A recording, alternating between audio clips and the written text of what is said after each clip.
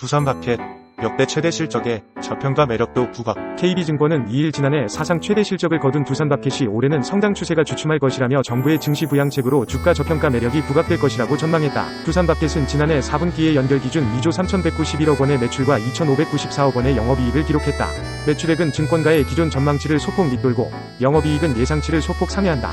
연간으로는 9조 7,624억 원의 매출과 1조 3,933억 원의 영업이익으로 사상 최대 실적을 달성했다. 정동익 KB증권 애널리스트는 올해는 코로나 엔데믹으로 승용 잔디깎기와 소형 트랙터 등의 매출 감소가 불가피해 매출이 정체되고 영업이익이 감소할 것이라며 주력 제품 시장에서 경쟁 강도가 심화하면서 판매 관리비 등의 비용도 증가할 것이라고 전망했다. 정 애널리트는 그럼에도 두산마켓의 주가는 주간 순이익 비율 6.0배, 주가 순자산 비율 0.7배 수준에 거래되고 있다면서 저평가 매력이 큰 상황으로 정부의 증시 부양책이 본격화하면서 주가가 제가격을 찾아갈 가능성이 높다고 내다봤다. 이어 두산마켓은 매년 34%의 현금 배당을 실시하는 등 꾸준히 주주 환원도 실시하고 있다면서 내년 미국 대선과 관련해 트럼프의 인기가 지속되면 신도시 건설 등 인프라 투자에 대한 기대로 두산마켓에 대한 투자자들의 관심이 증가할 것이라고 덧붙였다. 상상인증권은 2일 동아소시오홀딩스에 대해 자회사 동아제약과 ST젠바이오의 실적이 지주사의 기업 가치를 대폭 높이고 있다며 목표 주가를 기존 13만원에서 15만원으로 상향 조정했다. 투자 의견 매수는 유지했다. 이 증권사 하태기 연구원은 자회사 동아제약의 지난해 연결 기준 매출액과 영업이익이 각각 6,310억 원과 796억 원으로 전년 대비 16.2%와 18.5% 증가했다며 바카스 매출액이 2.9% 늘었고 일반의약품 매출도 13.8% 늘었다고 분석했다. 생활건강 부문의 매출도 전체 실적을 견인했다는 평가다. 하 연구원은 오소몰 매출액은 2022년 655억 원, 지난해 1,204억 원으로 대폭 늘었다며 2023년 오소몰 바이탈 MF 2개 라인을 출시했고 올해도 추가 라인을 출시할 계획으로 올해는 전년 대비 25.0% 성장한 1,505억 원의 매출액을 기록할 것으로 전망된다고 말했다. 이에 따라 동아제약의 올해 매출액은 전년 대비 12.1% 증가한 7,074억 원, 영업이익은 12.7% 늘어난 899억 원으로 예상됐다. 하 연구원은 올해 자회사 ST젠바이오의 매출 성장과 영업이익 흑자 전환을 예상했다. 그는 올해는 네스프바이오시밀러 상업생산 물량 증가, 스텔라라 바이오시밀러 상업생산 가세로 영업 흑자 전환이 가능할 전망이라며 내년부터 ST젠바이오의 매출 증가폭이 커질 수 있다고 내다봤다. 자회사의 주주 친화 정책도 올해 주가 상승이 기대되는 요인이란 설명이다.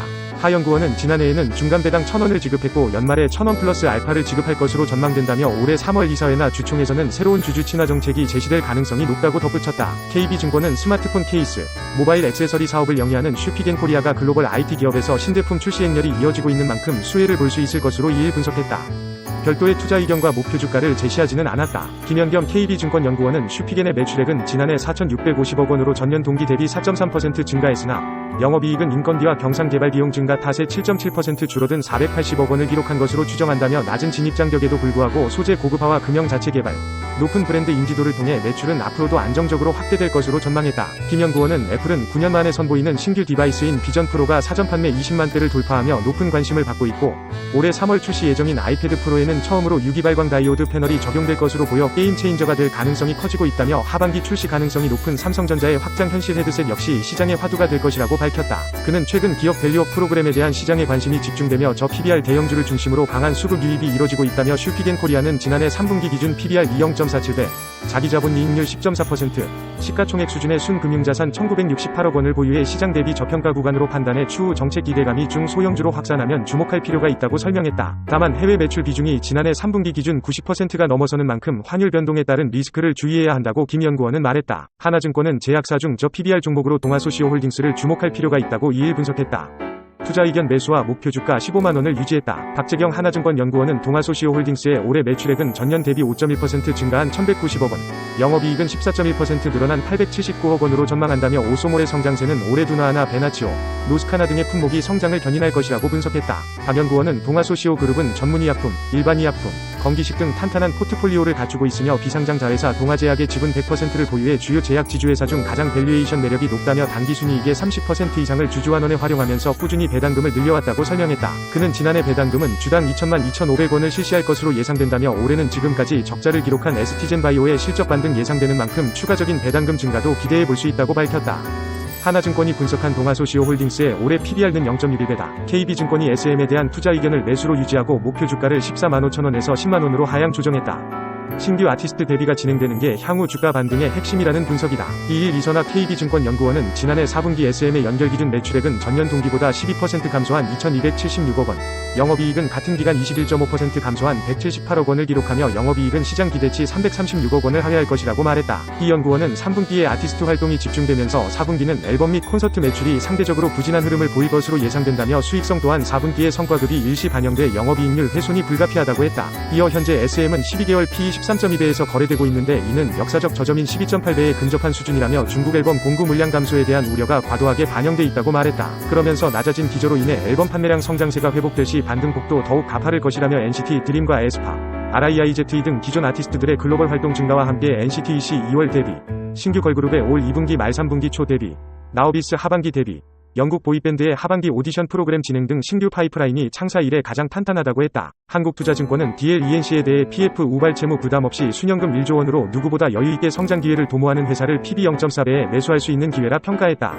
투자 의견 매수, 목표가 63,000원을 유지했다. 강경태 한국투자증권연구원은 2일 보고서에서 주주환원 면에서 보수적 색채가 강했던 대림산업 시절 주주환원 성향은 5% 내외였는데 이는 인적 분할 후 단숨에 15%로 상승했고 3년 만에 25%로 뛰어올랐다며 이같이 밝혔다. 이어 주주환원 재원이 연간 순이익인데 올해부터 제대로 돈을 벌기 시작할 예정이라 이번 정책이 더 반갑다고 했다. DLENC는 지난해 4분기 연결 매출액은 전년 동기 대비 3.6% 증가한 2조 3,365억 원, 영업이익은 26.2% 감소한 887억 원을 기록했다. 컨센서스와 비교해 매출액은 5.5% 상회, 영업이익은 22.4% 하회했다. 별도 기준 주택 매출액은 전년 동기 대비 11.0% 감소했고 플랜트 매출액은 동기간 78.6% 증가했다. 강 연구원은 줄어든 주택 착공 실적과 늘어난 플랜트 수주 잔고에 부합하는 성과였다라면서도 수익성이 극적으로 개선되는 일은 없었으며 3분기부터 진행해온 주택 현장 도급비 증액 협상은 끝내 결론에 이르지 못했고 플랜트, 토목 부문 원가율도 3분기에 비해 12% 피가량 상승했기 때문이라 말했다. 부진했던 실적이 오히려 반갑다. 한국투자증권은 DLENC가 움츠린 만큼 올해 더 크게 도약할 것으로 내다봤다. 강 연구원은 인적 분할 후에 한 해도 빠지지 않고 흘러내린 주택 착공 실적과 영업이익은 올해 완벽하게 반등할 것이며 주택 원가율은 2024년에도 90% 아래로 내려오지 못할 것이라며 지난 한 해 동안 심사숙고해서 정한 주택 착공 현장이 전년비 62.0% 적은 3,601세대에 그쳤기 때문이라 했다. 이어 핵심은 주택 원가율 회복 없이도 연결 영업이익이 52.2% 증가한다는 것이며 도급 증액, 준공 현장 정산 등 마음 한켠에 남겨둔 일회성 이익 발생 가능성은 배제하고 경상적인 체력만 감안한 숫자라 말했다.